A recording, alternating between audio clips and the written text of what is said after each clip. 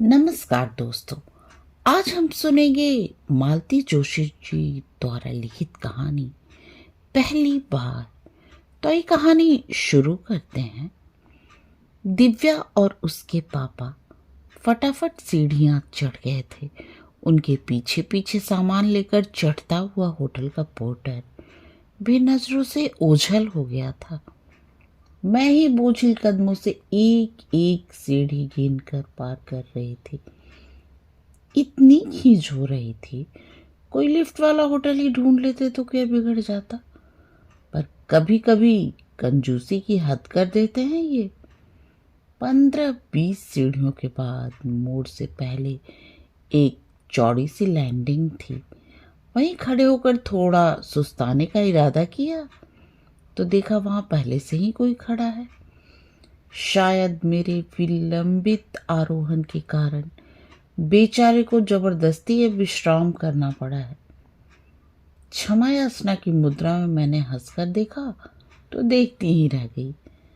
स्मृति की कोई किरण वहां भी कौंध गई होगी, क्योंकि दूसरे ही क्षण आश्चर्य वहां भी मुखर उठा। अरे सुमन, तुम सुमन ही हो ना? मैंने स्वीकारोक्ति में सिर हिला दिया। मुझे पहचाना? मैं कल्पनानाथ जी का श्रवण हूँ। पहचान तो लिया था, पर इतने दिन हो गए हैं, इसी से एकदम। वही तो, तुम जब तक एकदम पास नहीं आ गई मुझे स्ट्राइक ही नहीं हुआ। होता भी कैसे, पहले वाला मुझ में कुछ रहा भी है। अब चलूं मैंने कहा। नहीं तो वे सोचेंगे पता नहीं मुझे क्या हो गया। अच्छा, सी यू, उसने हाथ उठाकर कहा और वो नीचे उतर आया। मेरे पैर मन मन भर के हो आए थे। किसी तरह अपने को ठेल ठाल कर मैं ऊपर पहुंची। ऊपर वो लोग सचमुच चिंतित हो उठे थे। दिव्या तो जीने की सीढ़ी तक आ पहुंची थी। कहाँ रह गई थी माँ? सुस्ता रही थी रे थोड़ा। होटल है कि ग्वालियर का किला? मेरा तो चढ़ते चढ़ते दम फूल गया। दिव्या ने ममता से मेरा हाथ थाम लिया और कमरे में लिवा ले गई। श्रीमान जी आराम कुर्सी पर लेटकर अपनी थकान मिटा रहे थे। सामने वाली दूसरी कुर्सी पे मैं धंस गई। सांस धौंकनी की तरह चल रही थी। आंखें मूंद कर लेटी रही। मैं कुछ पूछ रहे थे, पर उत्तर देने लायक शक्ति भी मुझ में शेष नहीं थी। लेकिन बस मुश्किल से 5-7 मिनट और मैं हड़बड़ाकर उठ खड़ी हुई। अपनी चाबियां टटोलते हुए मैंने कहा, दिव्या बाथरूम में देख तो, नल आ रहा होगा तो नहा लूंगी, तभी जाकर सफन की थकान तरेगी। नहा लेना, ऐसा भी क्या जल्दी है, चाय तो ले लो पहले, इन्होंने कहा। आपकी चाय पता नहीं किस जन्म में आएगी, मैंने भुनभुना कर कहा और कपड़े लेकर बाथरूम में चली गई। दरवाज़ा बंद करके सबसे पहले दीवार में लगे आईने में अपना प्रतिबिंब देखा। 36 घंटों के प्रवास से लस्त पस्त थका हारा रंग उड़ा अपना चेहरा देखकर ही मुझे रोना आ गया। क्या आज ही इसी समय उनका सामना होना जरूरी था? क्या सोचा होगा उसने? जरूर एक राहत की सांस ली होगी। बरसों पहले लिए गए अपने निर्णय पर अपनी ही पीठ ठोक ली होगी। तो फिर जैसे एक जिद सी सवार हो गई मुझ पर। देर तक बैठी मैं नहाते रही, मल मल कर बालों की गर्द धोती रही, ठंडे पानी की छींटे दे देकर चेहरे की मुर्दनी मिटाती रही। दरवाजे पर दस्तक न होती तो मैं पता नहीं कितनी देर तक नहाती रहती। मन में जैसे संतोष ही न रहा था। बाहर आकर देखा, चाय आ चुकी थी और सब लोग मेरा इंतजार कर रहे थे। मैं सीधे ड्रेसिंग टेबल के सामने जा बैठी और कहा, दीदी जरा कंघा तो देना। चाय तो पीली होती, पहले ही ठंडी हो रही है, इन्होंने कहा। बस 1 मिनट में आई, देरी कितनी लगती है, मुट्ठी भर तो बाल हैं, कोई आ जाए तो कितना खराब लगता है। कोई नहीं आता पापा, मैंने कल के लिए लिखा है। एक दिन पहले आने का उद्देश्य इतना ही था कि सफ़र की थकान मिट जाएगी।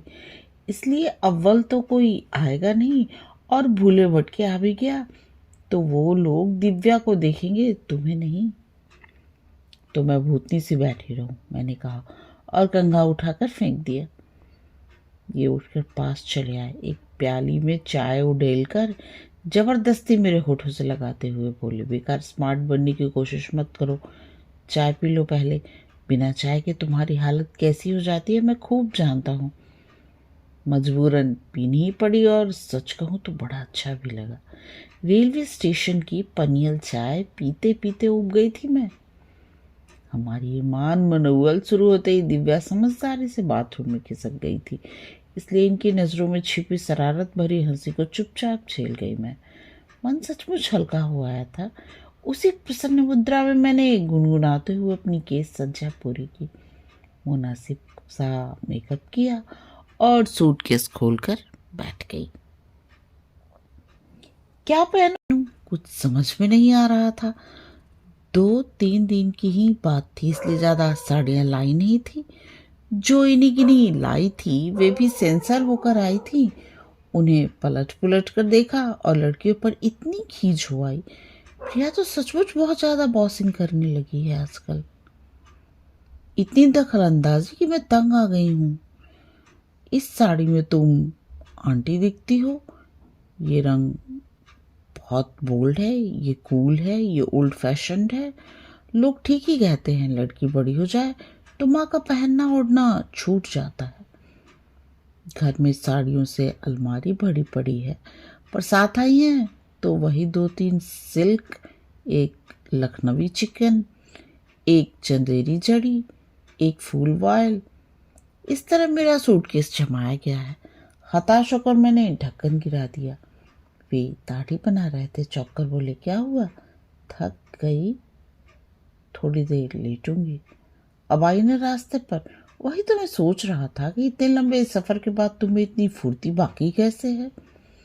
अपनी कष्ट साध्य जोड़े की परवाह न करते हुए मैं पलंग पर लेट गई। उसी समय दिव्या नहाकर निकली। पापा अब आप निबट लीजिए, मैंने कपड़े रख दिए हैं। मैं विस्मय विमुग्ध से अपनी बिटिया को निहारती रह गई। उसके काले घने बाल सारी पीठ पर फैले हुए थे, उनसे टप टप करती मोती की सी बूंदें टपक रही थी। उसके शरीर से महक के स्रोत फूट रहे थे। धुला धुला चेहरा किसी ताजे खिले फूल की तरह दमक रहा था, वैसा ही अम्लान सुगंध की किरणें बिखेरता हुआ। उसका ये भीगा भीगा रूप अपिलक निहारते हुए मैं सोच रही थी, कहाँ खो जाती है चेहरे की ये ताजगी, ये निश्चल हंसी, आंखों की ये लजीली स्वप्निलता, देह की ये कमनीयता। समय का निर्मम लुटेरा सब कुछ छीनकर कहाँ ले जाता है, क्यों ले जाता है। कब आंख लग गई पता ही नहीं चला। दिव्या की पुकार पर ही तंद्रा टूटी। वो कह रही थी, माँ उठो ना, तैयार हो लो। कहाँ चलना है, मैंने उबासी लेते हुए पूछा। यूं ही घूमने, शहर का एक राउंड लगा लेंगे। अब मैंने ठीक से आंखें खोलकर देखा, दोनों बन ठन कर तैयार खड़े थे। मैं न चलूँ तो, दरअसल बहुत थक गई हूँ। क्यों, अब क्या हो गया, थोड़ी देर पहले तक तो बहुत स्मार्ट बन रही थी। ये भला मौका क्यों चूकने लगे। मुझे भी ताव आ गया। हाँ, स्मार्ट बनने की कोशिश कर रही थी पर नहीं बन सकी, क्योंकि मैं एक निहायत सुस्त फूहड़ लड़की हूँ। लड़की, दिव्या ने कहा और हथेलियों में मुंह छिपाकर फक से हंस दी। इतना गुस्सा आया। दिवी, ये बोले, एक हमारे सुपरवाइजर थे हांडा साहब, जब भी बीवी का जिक्र करते कहते, मंजीत की मम्मी बड़ी सीधी लड़की है, वेरी इनोसेंट। एक ही किस्सा इसे कितनी बार सुनाएंगे आप, मैंने चीख कर कहा। मुझे लड़ने का मूड आ रहा था। एक आध नए चुटकुले याद कर लीजिए, कम से कम सुनने वाला तो बोर ना होगा। एक नया जोक सुनाया। दिवी एकदम असली है, ये उसी खिलंदड़े स्वर में बोली। तुम्हारी माँ की एक सहेली थी, मिसेस पॉल, हमेशा कहती, I am very lucky Mrs Dubey, मेरे पास बड़ा अच्छा हस्बैंड है। ई, दिव्या ने सिहरते हुए कहा। हस्बैंड ना हुआ घरेलू नौकर हो गया। वैसे सिद्धांत रूप से दोनों में फर्क तो कुछ भी नहीं है, इन्होंने कृत्रिम गंभीरता से कहा और पापा के इस अभिनय पर दिव्या खिलखिलाकर हंसती। मेरा बेवजह खून खौल गया। अब ये जरा जरा सी बात पर खीखी करना बंद करो, छोटी नहीं हो तुम अब। उसकी हंसी अध बीच में ही लुप्त हो गई। मेरा बुझा चेहरा बुझ सा गया। इन्हें शायद अच्छा नहीं लगा। बोले, come on baby, let us move. अपनी माँ से कहो हम लोगों के लौटने तक मूड ठीक करके रखे ताकि शाम का खाना शांति से हो। दरवाजा एक धमाके के साथ बंद करके वे लोग चले गए। वो आवाज मेरे कलेजे पर हथौड़ी की तरह पड़ी। मैं तिलमिला उठी। सच इतना ऑफ होने की क्या जरूरत थी? दिव्या की वो निश्चल हंसी मेरा कौन सा जख्म कुरेद गई थी? जरा जरा सी बात पर खिलखिलाने की उम्र बहुत पीछे छूट गई थी क्या? इसलिए मैं चुप थी। पहले आती थी हर बात पर हंसी, अब किसी बात पर नहीं आती। वल्लाह सुमन जी, ये क्या हो रहा है? यानी कि आप तो शेर व शायरी पर उतर आई। क्या पता अभी आप गुनगुनाने लगे, इसलिए खड़ा रहा कि तुम मुझे पुकार लो। या सुबह ना आई, शाम ना आई, जिस दिन तेरी याद ना आई। सचमुच मुझे क्या हुआ जा रहा था? मन के किसी कोने में ढेर सारे गीत होठों पर उतर आए थे। मैं अपनी गृहस्थी में डूबी बाल बच्चों से घिरी एक घरेलू औरत एकदम काव्यमय हो उठी थी। इसी बिल्डिंग में, इसी मंजिल पर किसी के होने का एहसास मेरी पूरी चेतना को झनकृत करके आया था। क्या इसी को प्रेम कहते हैं? यदि हाँ, तो यह एहसास इतने दिनों तक कहाँ दुबक गया था? स्मृति की दहलीज पर खड़ी है शर्मीली लड़की इतने दिनों कहाँ रही? और अगर यह प्रेम नहीं है तो ये बेचैनी, ये बेकली क्यों? सच कोई अनाम सा रिश्ता भी तो नहीं है उस व्यक्ति के साथ? हाँ, एक मजबूत रिश्ता जोड़ने की कोशिश जरूर हुई थी, पर उसमें भी मेरा अपना योगदान कितना था? सब बुजुर्गों की मेहरबानी थी। उन दिनों छोटे चाचा पढ़ने के लिए हम लोगों के पास आ गए थे। उन्हीं से पता चला कि सहपाठियों में एक कल्पना नाथ जी का लड़का भी है, बड़ा होनहार, बड़ा सुदर्शन। जब तक कल्पना नाथ जी का नाम भर सुना था, वो बाबूजी की टक्कर के ही फौजदारी वकील थे। चाचा जी की सूचना के साथ वह नाम एक परिवार एकदम विशेष हो उठा। फिर तो योजनाबद्ध तरीके से परिचय बढ़ाए जाने लगा। आए दिन घर पर कोई उत्सव, कोई आयोजन होने लगा और कोई आए ना आए पर चाचा जी के दोस्तों को जरूर न्योता जाता। मुझसे स्पष्ट रूप से किसी ने कुछ नहीं कहा था, पर बड़े बूढ़ों की फुसफुसाहटें और छोटों की ठिठोलियां अनकहे बहुत कुछ समझा जाती थी। अनजाने ही एक कल्पना लोक रच लिया था मैंने। सपनों का एक संग मरमरी मंदिर बना लिया था और देवता की प्राण प्रतिष्ठा भी कर दी थी। अब सोचती हूँ तो हंसी आती है, पर उस समय तो यही सबसे बड़ा सच बन गया था। कितने बड़े अंतराल के बाद मेरा एक किशोर सपना मुझसे टकरा गया है। इस आवे के साथ ही एकदम लड़खड़ा गई हूँ मैं। जैसा कि तय था, हम लोगों ने गिरिजा शंकर जी के यहाँ अपने आने की सूचना दूसरे दिन फोन पर दी। छूटते ही इन्होंने हमें दोपहर के खाने का निमंत्रण दे डाला। मुझे तो बड़ा संकोच हो रहा था, पर ये बोले यही ठीक रहा। जितनी देर करेंगे घर परिवार को उतने ही इत्मीनान से देख सकेंगे। ड्राइंग रूम कर्टेसी तो कोई भी निभा ले जाता है। लगभग 10 बजे हम लोग तैयार होकर नीचे उतरे।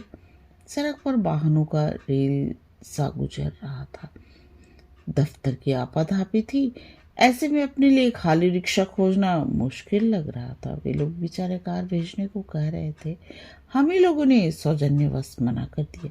अब पछतावा हो रहा था। तभी एक टैक्सी जैसे हमारी बुलाहट पर सामने आकर रुकी। उतावली में हम लोग आगे बढ़े ही थे कि देखा कैमरा, वाटर बोतल आदि से लदा फदा एक जोड़ा उसमें बैठा हिसाब चुकता कर रहा था। ठीक तो है, लोग इतनी दूर से आते हैं तो घूमने के लिए। मेरी तरह कमरे में दफन होने के लिए कोई नहीं आता। Good morning everybody. एकदम चौंक पड़ी। कल से उन्हीं के बारे में सोच रही थी और अब सामने देखकर पहचान नहीं पाई। गॉगल्स लगाए, स्पोर्ट शर्ट पहने, वो एकदम अजनबी लग रहे थे। साहब बहादुर से हमारा परिचय नहीं कराओगे सुमन? एक बार फिर चौंक पड़ी मैं, और फिर औपचारिकता का दौर शुरू हो गया। पर मेरा मन उनमें कहीं नहीं था। मैं तो मुग्ध होकर उस चंपावर्णी महिला को देख रही थी जो उसके बगल में खड़ी थी। कितने स्मार्ट, कितने युवा लग रहे थे दोनों। समय का कारवां जैसे उन्हें बिना छुए। सुमन के पिताजी और डैडी कोलीग थे। उन्होंने परिचय कराया था। टैक्सी में बैठते हुए मेरे कानों में यही वाक्य गूंज रहा था। उसमें और भी बहुत सा मैंने मन में जोड़ लिया था। जानती हो नीता, इन लोगों ने तो बाकायदा मेरे लिए जाल बिछा लिया था। फंस ही जाता मैं।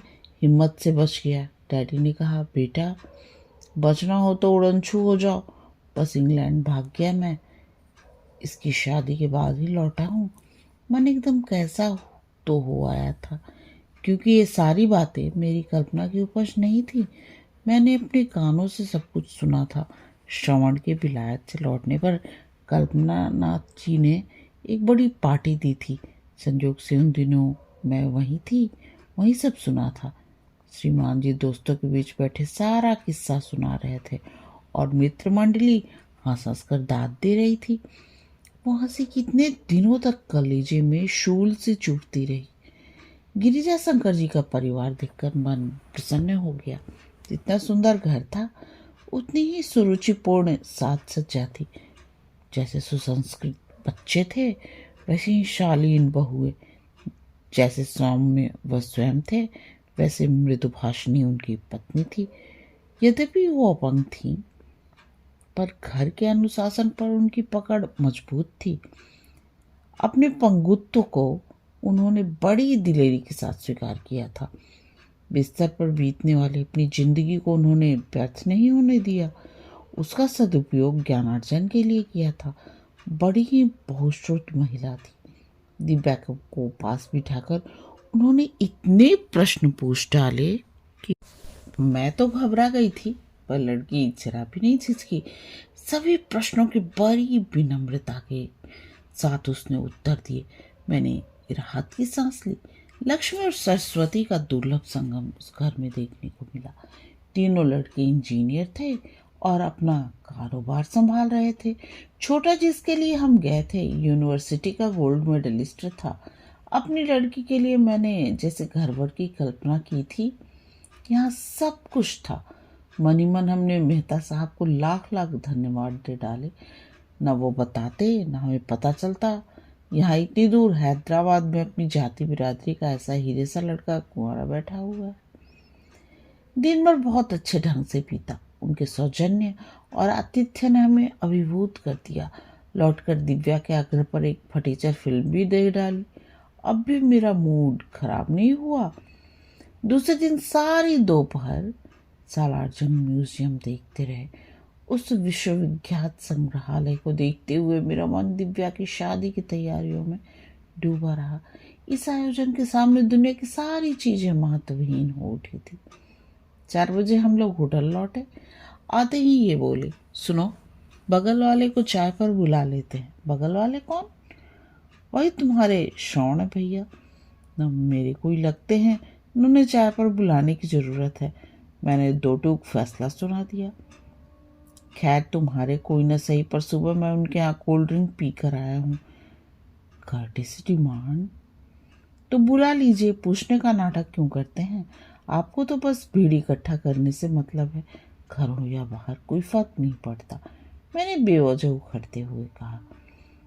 आखिरकार दिव्या को निमंत्रण लेकर उन लोगों के पास भेज ही दिया। सबसे पहले तो मैंने बिखरा कमरा ठीक किया। ये नाश्ते का ऑर्डर देने चले गए और मैं सूटकेस खोलकर बैठ गई। वही इन्हीं गिनी साड़ियाँ मेरा मुंह चिढ़ा रही थी। दिव्या के अटैची से चुपचाप चटक रंग की सीफॉन निकाल लाई। उसे गोद में लेकर आईने के सामने बैठी अपना थका हरा चेहरा निहारती रही। फिर एक विचार उठा, मैं इतनी उठापटक क्यों कर रही हूँ? जब यह शरीर इतना बेडौल नहीं था, चेहरा ऐसा कांतिहीन नहीं था, बालों में ये चांदी के तार नहीं थे, तभी तो ये शख्स नहीं रिझा था। फिर अब इतनी व्यग्रता क्यों? इस विचार के आते ही मैंने सारा तनाव समाप्त कर लिया। एकदम हल्की हो आई मैं। रोज की तरह हाथ मुंह धोकर बैठ गई। साड़ी बदलने तक की जरूरत नहीं समझी। दिव्या जो गई तो उन लोगों को साथ लेकर ही लौटी। नाश्ता करते हुए उन्होंने कहा, हुसैन सागर देखने का प्रोग्राम था, आप लोग भी चलिए ना, मजा आएगा। हम लोग तो थक गए हैं, ये बोले। खासकर श्रीमती का घूमने का कोटा आज खत्म हो गया है। हाँ, आप दिव्या को जरूर ले जाइए। वह तो एकदम किलक उठी। जब तक सब लोग चाय पीते रहे वो तैयार भी हो ली। वही चटक जामुनी शिफॉन उसने पहनी थी। उस पर ऐसी फब रही थी कि लगा कहीं मेरी ही नजर न लग जाए उसे। उन लोगों के जाते ही मन अकारण उदास हो आया। उन लोगों को बेकार में बोर करने की क्या जरूरत थी। मैंने अपनी खीज इन पर उतारते हुए कहा, हुसैन सागर कहीं भागा तो नहीं जा रहा था? दिव्या बाद में ही देख लेती। कुछ देर तक वो मुझे घूरते रहे, फिर गंभीर स्वर में बोले, थोड़ा दिल दिमाग मैं भी रखता हूँ सुमन। मुझे क्या एकदम बेवकूफ़ ही समझ लिया है तुमने? बेचारी लड़की बोर हो रही थी इसलिए भेज दिया। लेकिन लेकिन तुम्हें इतना संकोच क्यों हो रहा है? वे लोग क्या हनीमून ट्रिप पर आए हैं?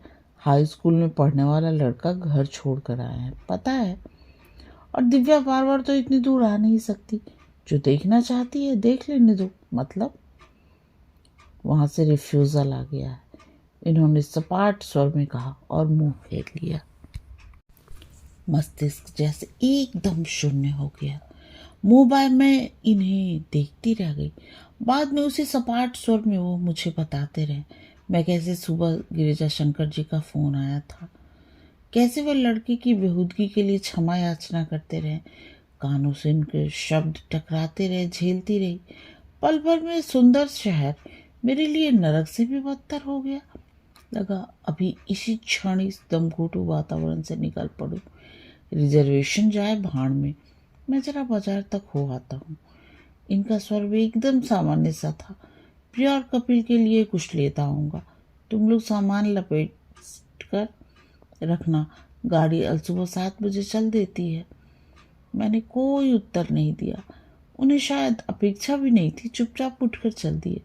मैं मन ही मन सूटकेस में रखी अपनी उस निधि को टटोलती रही जो मैं इनसे छिपा कर लाई थी। सब कुछ ठीक ठाक हो जाता तो मेरा इरादा लगे हाथ शगुन भी कर देने का था।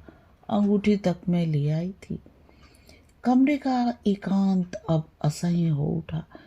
तब मैं जाकर गैलरी में खड़ी हो गई। नीचे सारी सड़क रोशनी में नहा गई थी। बाजार इंद्रधनुषी प्रकाश किरणों से जगमगा रहा था। सभी तरह के वाहनों की रेलम पेल मची हुई थी। एकदम उत्साह का सा वातावरण था। खड़े खड़े पांव दुखाए थे, फिर भी मैं वहीं खड़ी साइन बोर्ड्स पढ़ती रही। कमरे की स्तब्धता में लौटने की हिम्मत नहीं पड़ी। लंबी प्रतीक्षा के बाद उनकी टैक्सी सामने आकर रुकी। श्रवण के साथ दिव्या को उतरते देखा और ये अजीब सा विचार मन में कौंध गया। उस दिन होटल की सीढ़ियां चढ़ते इसका सामना हो गया था। फिर गिरिजा शंकर जी के यहाँ जाते हुए भी यह किसी अपशकुन की तरह सपत्नीक सामने पड़ गया था। मुझे तभी समझ लेना था मेरे जीवन का यह पहला सपना था, वो भी टूटा हुआ। दिव्या के सपनों को कैसे सार्थक होने देता। Hi mamma. You mister lord. Divya कूदती फांदती सबसे पहले ऊपर आई। वो झांक रही थी। इतनी प्यारी साइड थी ना माँ कि उठने का मन ही नहीं हो रहा था। सनसेट तो इतना वंडरफुल था, सच माँ आप लोगों को जाना चाहिए था। अरे तो इसमें इतना अफसोस करने जैसा क्या है? अगली बार मम्मी पापा को अपनी गाड़ी में बिठाकर सब जगह घुमा देना बस। सूरज तो अभी बहुत दिनों तक उगता डूबता रहेगा। यह आवाज श्रवण की थी। वे दोनों कब पास आकर खड़े हो गए पता ही न चला। आश्चर्य तो यह हुआ कि उन्हें सारी बातें बताई किसने। दिव्या को देखा, एकदम लाल हो रही थी। हाय अंकल आप तो बस। बेटे, मैंने शांत लेकिन दृढ़ स्वर में कहा, अंदर जाकर जरा सामान समेटना शुरू करो तो पापा आते ही हाय तौबा मचाने लगेंगे। बड़ी प्यारी लड़की है। उसके भीतर जाते ही नीता ने कहा, हाँ है तो, मैंने सूखी हंसी हंसकर कहा। अपना बच्चा अपने लिए तो प्यारा ही होता है, दूसरे को भी लगे तब ना। मतलब? वहां से इनकार आ गया। मैंने हूबहू इनकी तरह ही सपाट स्वर में कहा, क्या कह रही हैं? आखिर कौन सा नुस्ख देखा उन लोगों ने? श्रवण जी, मैंने गंभीरता से कहा, सौंदर्य की सबकी अपनी परिभाषा होती है, इसमें चिरा। मैं तो इतना गिल्टी फील कर रही हूँ, नीता बोली। पूरे रास्ते हम लोग उसे छेड़ते आए हैं, आपको कैसे पता चला? उसमें मुश्किल क्या है? आप दोनों बेटी को इतनी दूर लेकर आए हैं, उसे सजा संवाकर कहीं ले जा रहे हैं। It was an easy case. एक रिक्वेस्ट है दीदी, नीता ने कहा, अभी उसे कुछ मत बताइएगा प्लीज, बहाना बना दीजिए, बेचारी इतनी खुश थी अभी। सोचकर कि कैसा लगता है, लड़कियां बहुत चतुर होती हैं नीता, बहानों के पीछे झांकती सच्चाई को आसानी से पकड़ लेती हैं। फिर भी, हाँ फिर भी एहतियात तो बरतेंगे ही, पहली पहली बार है ना। इस बार तो उसके मन को नाजुक हाथों से सहेजना पड़ेगा, फिर तो आदत पड़ जाती है। बात सपनों की नहीं रहती, व्यवहारिकता पर उतर आती है। मन इतना पक्का हो जाता है कि कोई आवेग उसे छूता नहीं। वे दोनों कब निशब्द मुझसे विदा ले गए, पता ही नहीं चला। भीतर आकर देखा, दोनों हाथ गोद में लिए दिव्या सोफे पर निश्चल बैठी है। शायद उसने हम लोगों की बातें सुन ली थी। उसके टूटे हुए सपनों का प्रतिबिंब उसके चेहरे पर साफ झलक रहा था। कहानी समाप्त। कहानी सुनने और अपना कीमती समय देने के लिए आप सबका बहुत बहुत धन्यवाद।